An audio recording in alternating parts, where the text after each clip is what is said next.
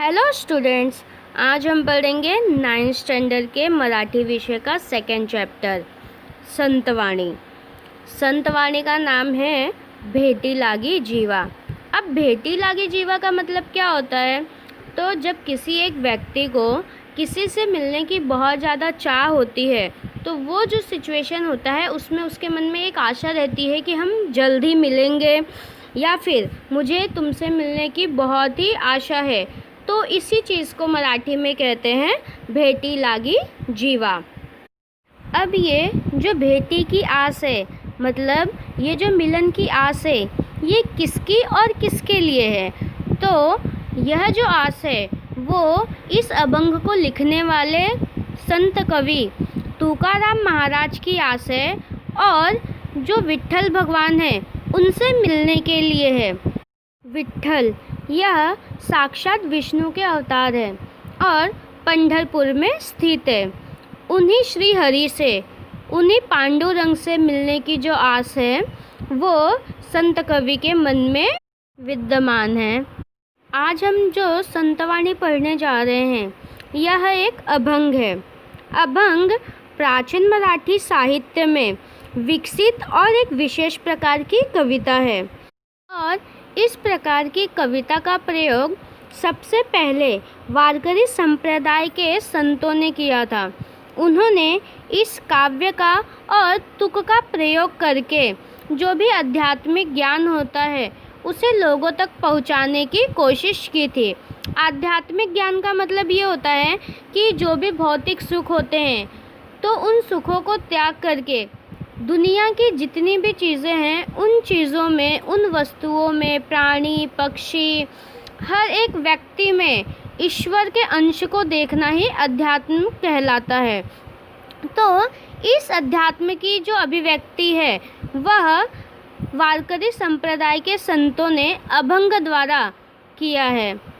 अर्थात जब कोई एक व्यक्ति जीवन के सभी सुखों का त्याग करके, मतलब खाना पीना, घूमना फिरना, अच्छे अच्छे घरों में रहना, अच्छे कपड़े पहनना, तो इन सारे सुखों का त्याग करके अपना संबंध परमात्मा के साथ, ईश्वर के साथ और अपनी आत्मा के साथ किस प्रकार से बनाए रख सकता है, इन विचारों का जो ज्ञान है वह उन्होंने अभंग द्वारा लोगों तक पहुंचाने की कोशिश की है।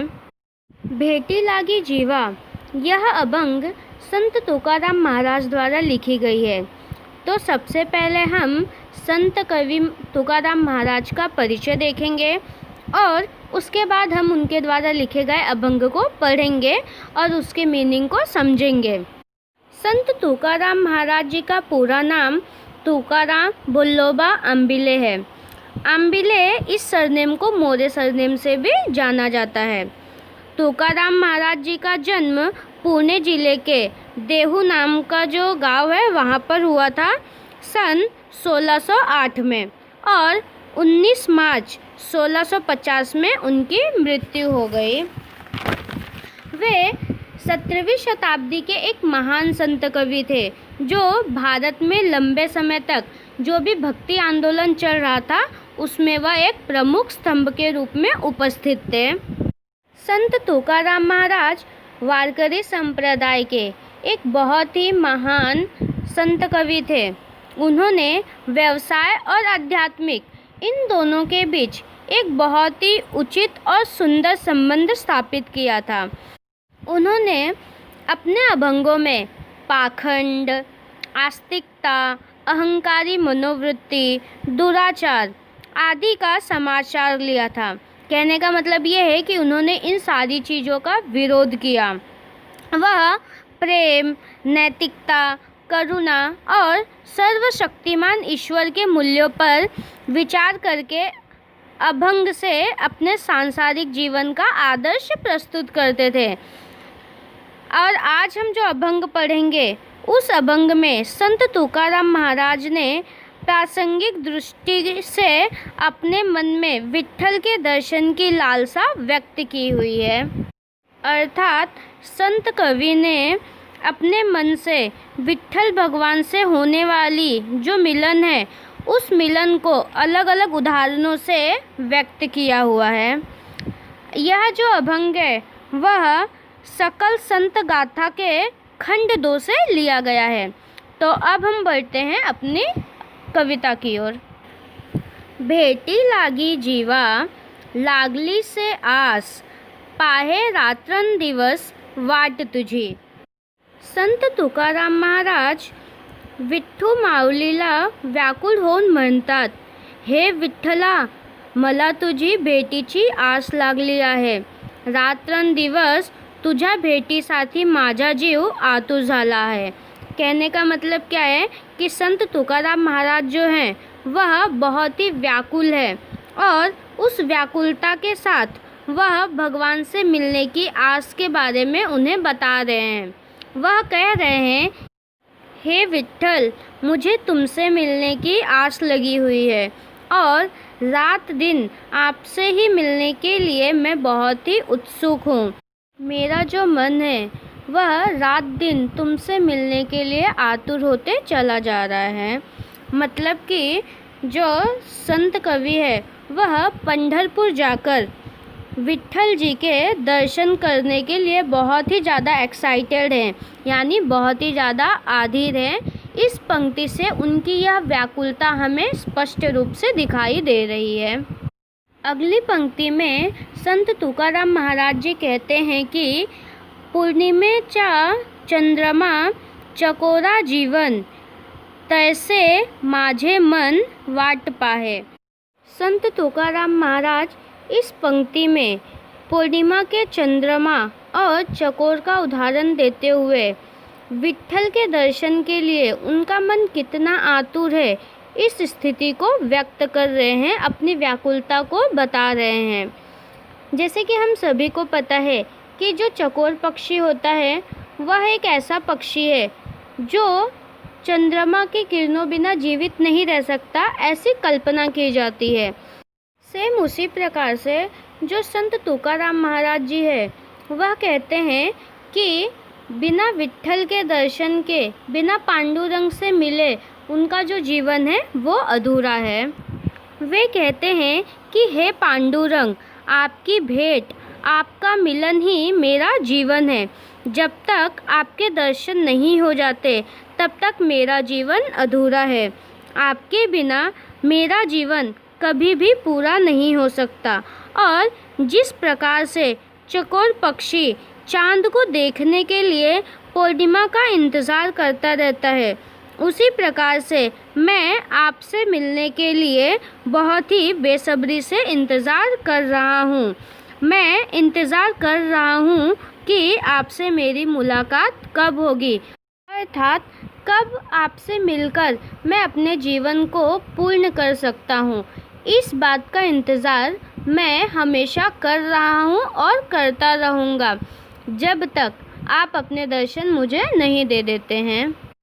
अगली पंक्ति में कवि कहते हैं कि दिवाळीच्या मुळा लेकी असावली, पाहत से वाटुली पंढरीची। इस पंक्ति में मूड़ा का अर्थ है मायके का कोई व्यक्ति। मतलब कि जब किसी लड़की की शादी हो जाती है और वो अपने ससुराल में रहती है तो उसको मिलने के लिए, उसको लेने के लिए मायके से कोई ना कोई जाता है। तो जो व्यक्ति उसे लेने के लिए जाता है उसे ही मूड़ा कहते हैं। जैसे किसी के भाई, चाचा, पापा या कोई भी जो उस लड़की को लेने के लिए जा रहा है उसे मूड़ा कहते हैं। तो इस पंक्ति में संत तुकाराम महाराज कह रहे हैं कि जो दिवाली का सन होता है, दिवाली का जो त्यौहार होता है वो खुशियों वाला होता है, खुशहाली वाला होता है। और उस दिवाली के टाइम कोई भी जो शादीशुदा लड़की है वह जब ससुराल में पहली बार गई रहती है तो उसे लेने के लिए उसके मायके से कोई ना कोई आने वाला है। इस बात की जो आधीरता है वो उस लड़की के मन में रहती है। वह बहुत ही ज़्यादा बेसब्री से अपने मायके से किसी व्यक्ति के आने का इंतज़ार करती रहती है जो उसे ससुराल से मायके लेकर जाएगा। सेम उसी प्रकार से जो संत तुकाराम महाराज है वह इंतज़ार कर रहे हैं कि उन्हें भी पंढरपुर से कोई ना कोई लेने आएगा और जब उन्हें कोई पंढरपुर से लेने आएगा तब वह उसके साथ जाकर पांडुरंग का दर्शन कर सकेंगे। अगली पंक्ति है, भूखे लिवा बाळ अति शोक करी, वाट पाहे उरी मावलीची। संत तुकाराम महाराज विट्ठल जी से मिलने के लिए इतने भाव विभोर हो चुके हैं, इतने व्याकुल हो गए हैं कि जिस तरह एक छोटा बच्चा होता है, जब उसे भूख लगती है तो वो अपने दुख को, अपने भाव को रोकर प्रकट करता है। सेम उसी प्रकार से जो संत तुकाराम महाराज जी है, वह भी अपने भावना को प्रकट करने की कोशिश कर रहे हैं और इसीलिए वे इस पंक्ति में कहते हैं कि जिस तरह छोटा बच्चा भूख लगते ही रोने लगता है, अपना भाव, अपना दुख प्रकट करता है, उसी प्रकार से मैं भी एक छोटा बच्चा हूँ और मुझे भी आपकी भक्ति की भूख लगी हुई है। आप कृपया करके अपने दर्शन देकर इस भूख को शांत कीजिए, मेरी पीड़ा को, मेरी भावनाओं को समझिए और जल्द से जल्द आप अपना दर्शन मुझे कराइए। इस पंक्ति में शोक इस शब्द का मतलब दुख या फिर खेद है। उसके बाद उरी इसका मतलब है मनापासुन या फिर हृदयापासुन, मतलब मन से या फिर दिल से। फिर उसके बाद मावली, मावली का मतलब होता है माँ या फिर आई। आगे नेक्स्ट पंक्ति में संत तुकाराम महाराज कहते हैं कि तुका मणे मज लागली से भूख, धावनी श्रीमुख दावी देवा। दावी का अर्थ होता है दाखव यानी दिखाओ, देवा का अर्थ होता है ईश्वर, मुख का मतलब होता है चेहरा। तो संत तुकाराम महाराज कहते हैं कि जिस प्रकार से किसी बच्चे को भूख लगती है तो उसकी उस भूख को शांत करने के लिए, उसकी उस पीड़ा को कम करने के लिए उनकी माँ दौड़ते हुए उनके पास चली आती है और उसके उस भूख को शांत करती है। सेम उसी प्रकार से मैं भी वही छोटा बच्चा हूँ जिसे आपकी भक्ति की भूख लगी हुई है।